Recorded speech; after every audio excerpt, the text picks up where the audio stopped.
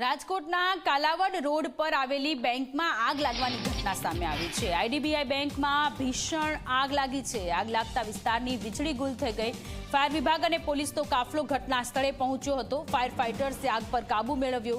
ઘટનામાં કોઈ જાનહાનિના સમાચાર નથી। રાજકોટની આઈડીબીઆઈ બેંકની આ ઘટના છે કે જ્યાં કોઈ અગમ્ય કારણોસર બેંકમાં આગ લાગવાની ઘટના સામે આવી છે। ફાયર ફાઇટર્સની ટીમ અત્યારે આગને કાબૂમાં લેવા માટેની તજવીજ હાથ ધરવામાં આવી છે। મોડી રાતની આ ઘટના છે, જો કે વહેલી સવારે અત્યારે આગ કંટ્રોલમાં હોવાના પણ અત્યારે અહેવાલ છે। ફાયર વિભાગ અને પોલીસનો કાફલો ઘટના સ્થળે પહોંચ્યો છે। આઈડીબીઆઈ બેંકમાં ભીષણ આગ લાગવાની રાજકોટની આ ઘટના।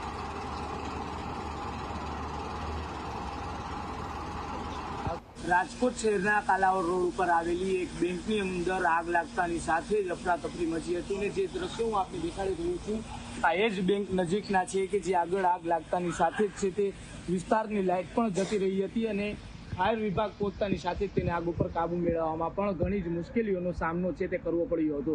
જે અત્યારે પીજીવીસીએલની ટીમ પણ સાથોસાથ પહોંચી છે। તેના દ્વારા વિસ્તારની લાઇટ છે તે ફરીવાર આવે તેવા પ્રયત્નો છે તે કરવામાં આવી રહ્યા છે।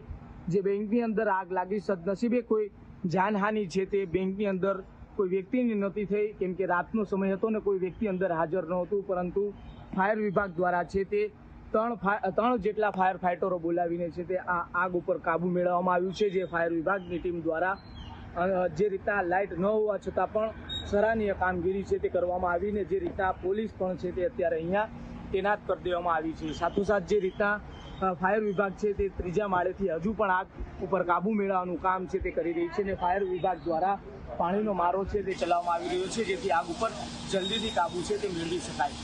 સાહિલ છપ્પા, જી મીડિયા, રાજકોટ।